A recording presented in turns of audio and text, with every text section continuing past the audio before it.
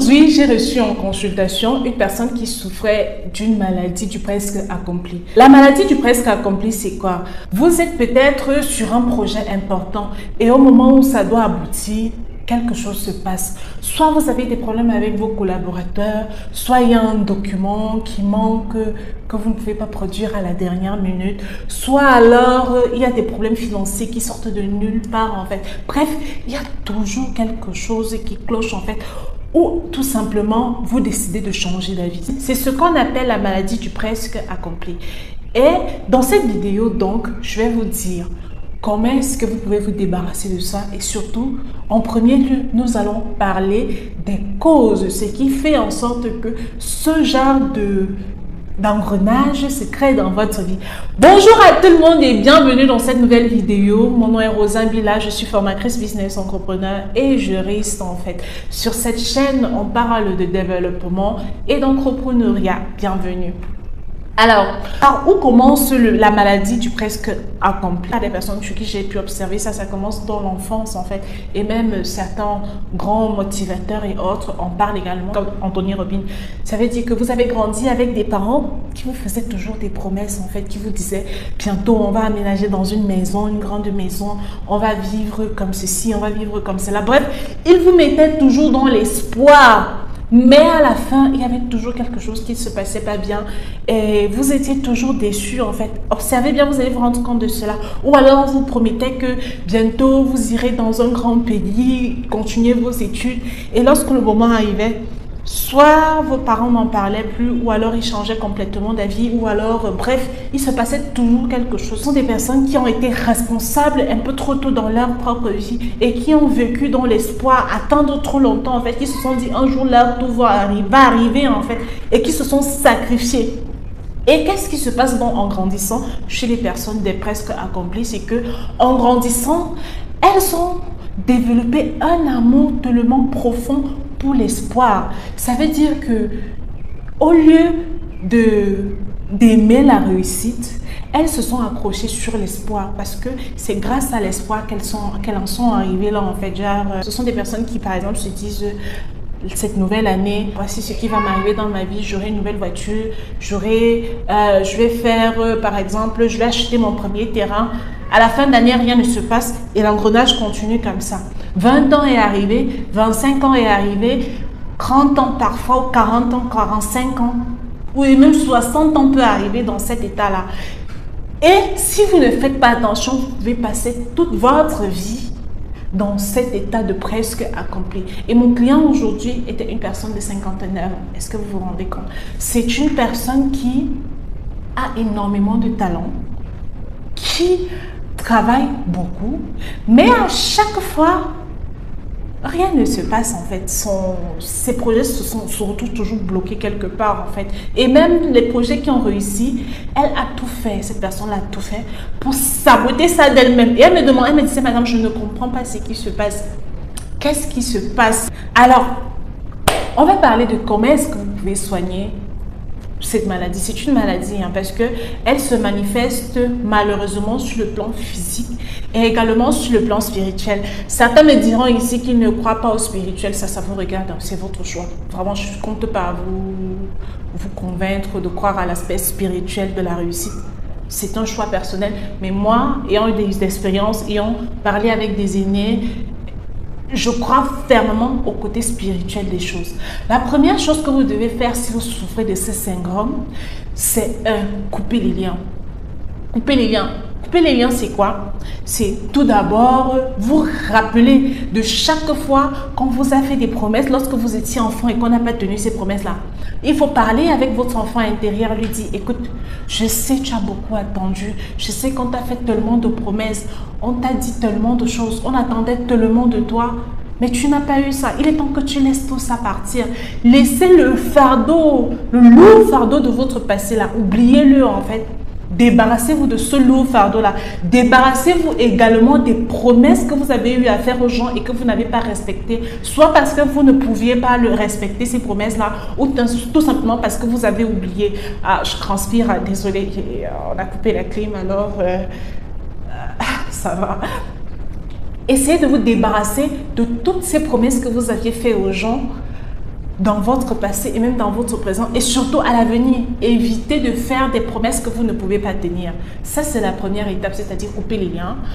Souvenez-vous, parlez à votre enfant intérieur et si vous pouvez même aller voir que ce soit un aîné de votre communauté, aller au tombeau de vos ancêtres ou aller à l'église, peu importe ce que vous avez comme référence spirituelle, faites-le et dites-vous que c'est un nouveau départ pour vous en fait. C'est une nouvelle vie qui commence. Vous abandonnez toutes les promesses non accomplies du passé et vous vous lancez vers une nouvelle vie en fait. Vous êtes prêt à vivre le succès. Vous ne voulez plus vivre d'espoir. Si vous continuez à vivre d'espoir lorsque vous souffrez de ce genre de syndrome, la vérité c'est que on ne sait jamais, hein. Vous pouvez traverser la route maintenant, vous allez mourir. Je ne vous le souhaite pas, bien évidemment. Vous pouvez, moi également, je peux mourir du jour au lendemain. Vous ne savez pas vraiment quand est-ce que vous allez mourir. Voilà pourquoi il faut faire très attention. Vous croyez que ceux qui sont déjà morts là n'avaient pas des rêves? Bien sûr que ce sont des personnes qui avaient des rêves. Ce sont des personnes qui pensaient pouvoir changer le monde, qui pensaient pouvoir apporter beaucoup de changements dans leur vie, dans leur famille, mais elles sont parties. Parce que la vie, c'est quelque chose de limité. C'est une ressource très courte en fait et que vous devez exploiter. Il est hors de question que vous passez votre vie dans cet environnement de j'attends quand je vais réussir, j'attends quand les choses vont changer. Ensuite, la troisième étape, c'est s'accorder les petits changements. Les petits changements, c'est quoi? C'est que beaucoup de ces personnes, parce que ce sont des personnes talentueuses qui vivent dans le syndrome du presque accompli, hein, c'est qu'elles se disent qu'elles vont commencer aujourd'hui et elles auront des grands résultats. Et justement, mon client de ce matin, qu'est-ce qu'il avait comme problème? Il y a de cela quelques temps, il a reçu une offre de 68 millions qu'il a refusée parce que lui, il estime qu'avec tout ce qu'il connaît, avec toute son expérience, avec toutes ses capacités, normalement, il doit plutôt, vous voyez, faire ses offres à plusieurs milliards de francs CFA. Là, on parle en francs CFA en fait. C'est à la base, à ce niveau-là que ses compétences se trouvent.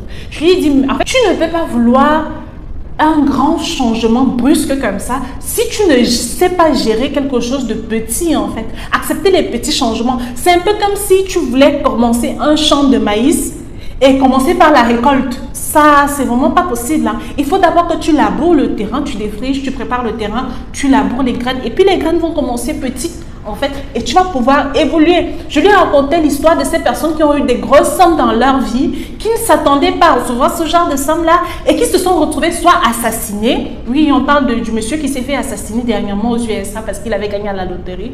Ou alors qui se sont retrouvés fous, qui ont perdu toute leur famille en fait. Tu ne peux pas dire que tu veux un grand changement dans ta vie si tu n'es pas capable de gérer les petits changements qui t'arrivent au quotidien. Ça, c'est pas du tout possible en fait.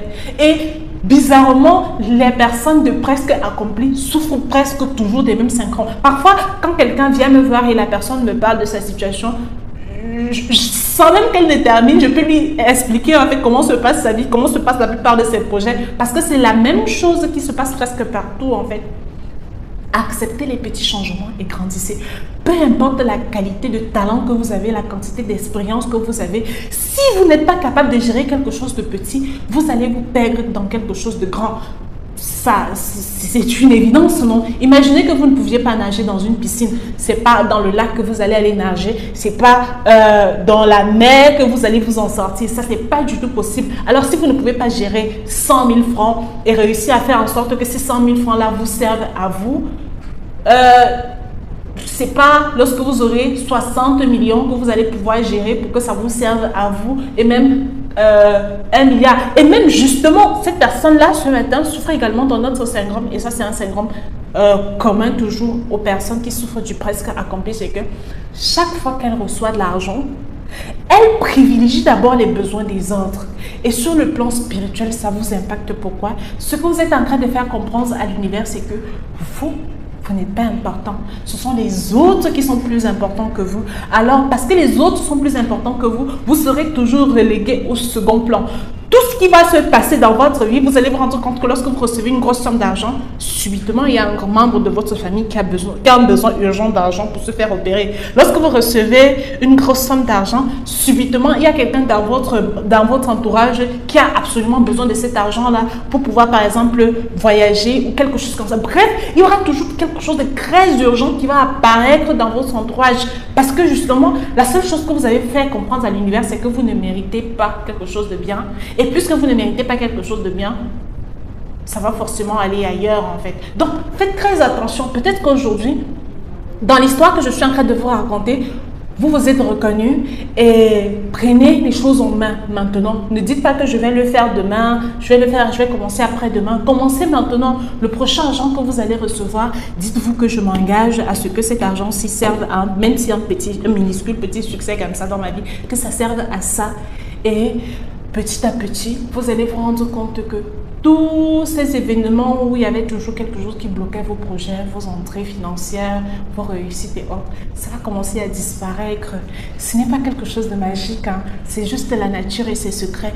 Et j'ai voulu vous partager ça ici aujourd'hui parce que je sais que ça va aider quelqu'un à accomplir quelque chose de merveilleux dans votre vie. C'était un plaisir d'échanger avec vous. On se retrouve dans la prochaine vidéo. Prenez soin de vous. Bye bye. Et moi je m'en vais tellement je transpire en fait. Il faut que le courant revienne rapidement.